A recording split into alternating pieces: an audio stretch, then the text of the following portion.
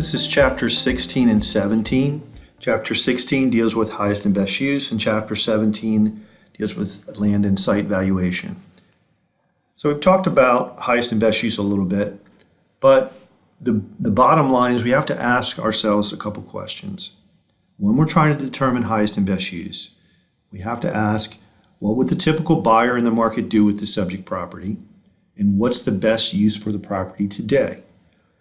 So if you answer those questions, it should be the reasonably probable use that results in the highest value. The four tests of highest and best use: legal permissibility, physical possibility, financial feasibility, or maximal productivity, all deal with different criteria that have to be met. And you can't move on to the next category until you move through each of these. So when we're coming up with a highest and best use, think of a funnel. We're throwing a number of things in, whether it be different uses per zoning, and then we're eliminating things that can't be done, maybe based on physical possibility, maybe based on financial feasibility, until we get our maximum benefit of that, or that ideal improvement. And that's what comes out the bottom of the funnel. So there's some special situations in highest and best use. You have to think about what is the probability of a zoning change. Lots of times we'll have areas where there's the path of development that's occurring. Before, it used to be, until recently, it used to be the area of Broad Street as you traveled out toward Goochland County. So from Henrico County to Goochland County, there was a lot of agricultural land, and much of that land became retail. So over time, either the municipality had a comprehensive plan in place to change that zoning to retail, or the developer of those particular properties or owners changed that zoning or waited for the change in that zoning. So precedent may have been set by certain uses, sometimes next door. So you have to look at the zoning map to see what's happening with the zoning. You have to look at comprehensive plans to see what's happening in an area, and that might affect your highest and best use. Excess land and surplus land, we certainly have talked about this a lot. Excess land typically has its own is its own tax parcel, has its own highest and best use, and surplus lands for expansion. Many times we'll have single uses like a fire station or a school, and we may have to assume a different use under that highest and best use scenario. Legally non-conforming uses are pretty abundant, and they're grandfathered to conform to the current restrictions, but what happens is a new zoning classification is developed, or a zoning ordinance is developed, and the improvements that are on a site no longer conform to either setbacks, a minimum lot requirements, or maybe a maximum building height, or in the case of apartments, maybe the density is higher than would be allowed today. So we have to think about whether or not a use is legal non-conforming and how that might impact that highest and best use. Certainly for an apartment development that might have a higher density that's allowed, and if there is a fire and maybe some of those units are destroyed, would the development be allowed to be rebuilt? And would it be able to be rebuilt based on that prior density? Sometimes that's the case. Sometimes zoning ordinances say that if it's destroyed more than 50%, it cannot be rebuilt. Under illegal uses, many times there might be uses that are not allowed, whether it be, say, an office that is used as an apartment, and that's not an allowable use. Then if somebody were to buy that, they would not be able to use that apartment.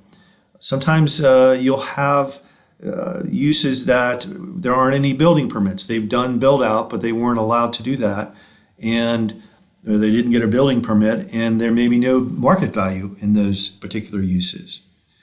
Many times you have a use that's not the current highest and best use, maybe an interim use. It might be a parking lot, downtown Richmond parking lots, for instance, or parking lots in urban areas, many times are interim uses until such time that the market creates that demand to put up something else. And while it's an interim use, the owner certainly can generate some revenue and pay their fixed costs by using it as a parking lot. Mixed uses have become more and more abundant, and many times the highest and best use is to have a mixed use, whether it be retail on the first floor, maybe some office on the second, and apartments above. That's happening a lot in areas around Richmond. And special purpose properties, we need to understand how to deal with those and how the highest and best use might impact those properties. So I'm going to give you a highest and best use worksheet. This worksheet is going to have a subject property, which is lot 4. It's going to have sales that occurred at various lots on this worksheet. And we're going to determine what the highest and best use of the land is as though vacant and what it is as improved, because it could change depending on the land value of the subject property. Remember that land is always valued as though vacant and available to be put to its highest and best use. So there is some information I'm going to provide to you, and we need to determine at what point the property would be redeveloped to a commercial use. So I'm going to give you an Excel spreadsheet. I want you to use the spreadsheet. The information is in the book, but I want you to try to do it without the answers. I'm going to fill in the first line of this worksheet and then have you guys fill out the rest of it. It's not something that you need to submit, but it's a good exercise to determine at some point the highest and best use might be to use this property as commercial. So I'll post that for you and let you guys work on it. We're going to move to land and site valuation, which is chapter 17. So there are a number of different ways to value land. And the most applicable is via the sales comparison approach, where we're comparing sales to the subject, always comparing the sales to the subject. And we're not doing it the other way. We're never comparing the subject to the sales. It's always the sales to the subject. Really important to understand. So we can do it by finding sales in the market and putting in a grid, which I'll show you in just a little bit. And that's the best way to do it. We can also use, when there aren't a lot of sales, we can still come up with a land value by maybe a market extraction or allocation. Market extraction is we're researching improved sales, we're estimating that cost for each of those sales, and then taking off depreciation, deducting that, and then valuing any of the site improvement and coming up with the value of the site improvements as well to come up with that land value. I'll show you an example of that in just a moment. Allocation, again, we can use that when there are few sales, and we can also do a direct capitalization, maybe a land residual method, or a ground rent capitalization, where we're taking that income, dividing it by an overall cap rate for that land to come up with a value. Or finally, we can do a subdivision analysis, a sellout analysis, typically done in a subdivision where we're determining what the value is of the individual lots and how fast they're going to sell. And then we're going to discount that back to present value to come up with our market value as is. So let's talk about the sales comparison first. There is a sequence of adjustments that I'll show to you in just a little bit, but basically we have to look at the sales and see how they compare to the subject based on these adjustments, this sequence of adjustments. So we have gross and net adjustments. We can bracket the subject property, but the adjustments for the sales on how similar or dissimilar they are, it's important to understand. So if we think about it as a sale that's inferior, we're going to add, it's going to be a plus adjustment. So if a sale is inferior and we're comparing it to the subject, it's going to be a plus adjustment. And if the comparable sale is superior, then it's going to be a minus adjustment.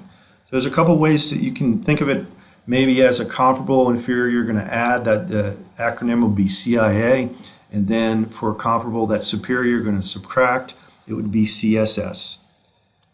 So here's an example of a sales comparison grid. You can see by the two sales how they're being compared and where the adjustments fall. So comparable sale 1 is under contract, so you're going to adjust downward because maybe there's some price negotiation. Comparable sale 2 is an actual sale, so there's no adjustments there. It looks like the market is appreciating, so this comparable sale that sold 5 months ago, or at least was negotiated 5 months ago, is adjusted upward, and so is comparable sale 2, and so forth and so on. So you take a look at this grid, look at what the adjustments are, and see what the market's telling this particular appraiser on where these adjustments should be made. And at the end, you'll see a net adjustment for sale 1 of minus 17.75%, and you'll see a net adjustment of 11% for sale 2. So the indicated adjusted value for sale 1 and 2, $62,500 and $61,661. So here we would have to come up with a value conclusion. Pretty straightforward, probably $62,000, something near the two of them. But again, we have to, when we get to reconciliation, I'll talk about whether one sale is better than the other and whether we should put more weight on one sale versus the other. Here's a paired data sales analysis example. So I'm going to give you some information, and we're going to come up with the value. I'm going to show you how we come up with a value conclusion based on paired data. So our subject property in this grid is lot 15. It's highlighted and it sits on Main Street. We see that there are 24 lots, and we see that some of them have sold. We can also look to see what they sold for and when they sold. So what we're trying to do in this particular exercise is understand what adjustments would apply for our subject property when we're comparing these sales to our subject. So we can look at the different lots and understand how much the market is appreciating or not depreciating. So we can look at lots 2 and 4. You look at lot 2, it sold 12 months ago for $23,000. Lot 4 sold 6 months ago for $24,000. And both of them are interior sites, so not on a corner. Corner lots would be lots 1 and lots 6 or 7 and 12. Those would be corner lots. So lots 2 and 4 are interior lots. And from what we can tell, it looks like maybe between those two lots, there's $1,000 difference in those two lots over a 6-month time frame. Let's look at a couple more. Let's look at lot 20 and let's look at lot 23. Lot 20, again an interior lot. Lot 23, an interior lot. Both of those sold for lot 20 sold for $25,000 12 months ago. Lot 23 sold for $27,000, and it's a current sale. Again, we're seeing that over a 12-month period, it looks like 1 year, it looks like lots are appreciating $2,000. Let's check it again by lots 1 and 6. 1 and 6 are both corner lots. Lot 1, $25,000 6 months ago. Lot 6, $26,000 6 days ago. So that's a current enough sale to say that the difference between those two is $1,000. So we can determine by those matched pairs that the adjustment is $2,000 per year. All right, let's look at location now. So we can look at the other lots and see, okay, lots 6 and 12. Lot 6 is on Market Street, lot 12 is on Main Street. Lot 6 is a corner, lot 12 is a corner. Both of these lots are current sales. Lot 6 sold for $1,000 less than lot 12. So what we can tell is that Main Street is superior to Market Street. Main Street is selling for $1,000 more than Market Street. Let's look at lots 14 and 20. Lot 14 is interior, lot 20 is an interior site. They both sold 12 months ago, so there's no adjustment here for market conditions. And it seems as if Lake Street is superior to Main Street. It's sold for $1,000 more. So then we can look at one more. Let's look at lots 2 and let's look at lot 9. Lots 2 and 9 are both interior, okay? Now, lot 9 is a current sale. Lot 2 sold 12 months ago, okay? So we already know that there's a $2,000 adjustment for market conditions. But once we take that $2,000 market conditions adjustment, we see that there's a $1,000 difference in between Market Street and Main Street. So Market Street is the conclusion here is Market Street is $1,000 inferior to Main Street, and Lake Street is $1,000 superior to Main Street. So let's talk about corner. Let's look at lots 9 and 12. Lot 9 is a current sale. Lot 12 is a current sale. Both are on Main Street. Lot 12 sold for $1,000 more than Lot 9. Lots 19 and 23 would be a good matched pair. Lot 19, current sale, $28,000. Lot 23, current sale, $27,000. So far, it appears that the adjustment for corner is $1,000. And we can maybe look at some others, but I think there's enough evidence to say that the corner adjustment is $1,000. I'm going to provide these other slides for you, what I described, but let's move to our paired data sales example. Now, our subject's lot 15. It's on Main Street. We're going to use these other sales to adjust, and you can see we have all our sales, and we've adjusted them based on the characteristics I just described, and our adjusted price is $26,000 for all of these. So it's not an accident that they all resulted in the same number, but it just shows you how the matched pair analysis works. And pretty easy to come up with the value conclusion for lot 15, $26,000. I wish it was always that easy, but it's not. We have some alternative techniques. We have market extraction, where we're coming up with a land value, and it's just the net result of subtracting the value of the improvements by the cost approach from the sale price of the improved property. And again, it's used when there aren't a lot of comparable sales. Comparable sales being the most applicable if they are available. Here's our land value via market extraction. You can see by the gross sale price what the cost is of all of the factors that go into that particular residence, and what the total is, the depreciation which we've come up with by market evidence. So we have a depreciated value of the building improvements, we have a depreciated value of the site improvements. The result is the land value, and that's land value via market extraction. We can also value land by allocation, where we might use ratios or land to value ratios or land to building ratios to come up with a value.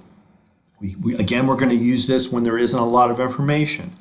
Many times when we're valuing maybe a townhouse development or a condominium development where the lot and the home are selling together, lot and home together by a particular developer, the bank or the financial institution that's lending on that property is not going to lend on the vertical construction. So they're not lending on the home itself. They're just providing financing to develop the subdivision and sell out those individual lots. So by doing this, we have to come up with the value of the finished townhome that is selling, and then come up with an allocation based on maybe some other data. So the ratio from one area to the other, it's key to understand, may not be transferable. So here's the example of the land value via the allocation method, where we've come up with our estimated land value, and we are deducting that from sale price to see what our land to property ratio is. In this particular example, 20% seems like something we can support.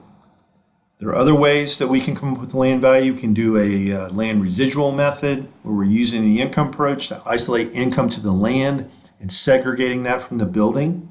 Now, this requires a cap rate for both the land and building, sometimes difficult to come by, but in theory, you can do it.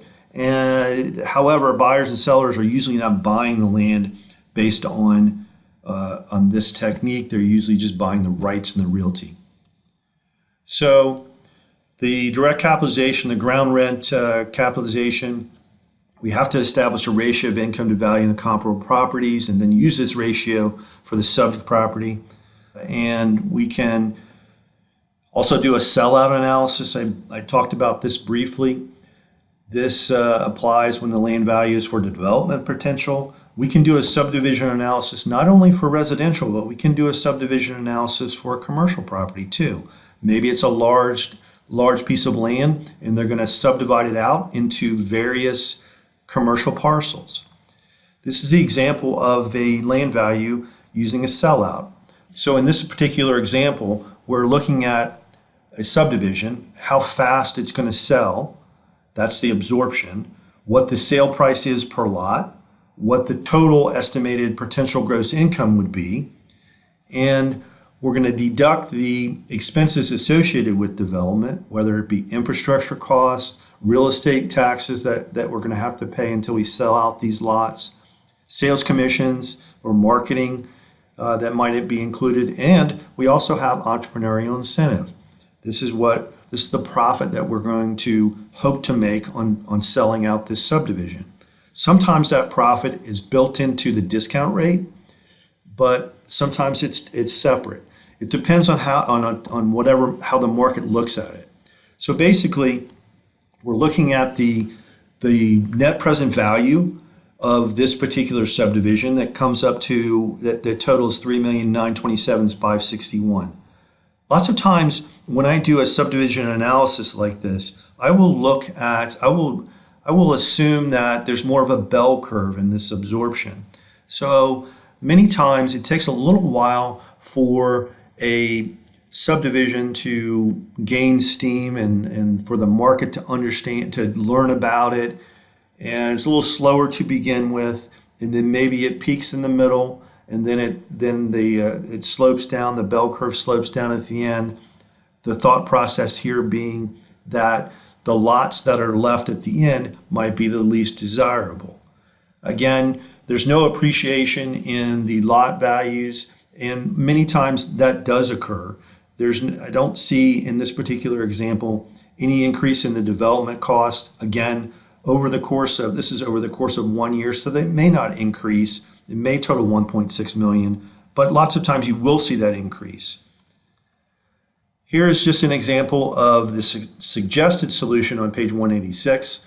In your textbook, you can see that there is no exact solution, but you have to support your conclusions. And this is an example of what the writers of the textbook suggest that should be the answer. Exercise 12, this is a quantitative analysis where we're adjusting based on dollar amounts or percentages. And exercise 13, this is a qualitative analysis where we are using inferior or superior to adjust or to look at these sales. Sometimes you may do a qualitative analysis when you can't support the adjustments so well, or if maybe the land value analysis is not the most applicable approach. And that's going to do it for chapters 16 and 17.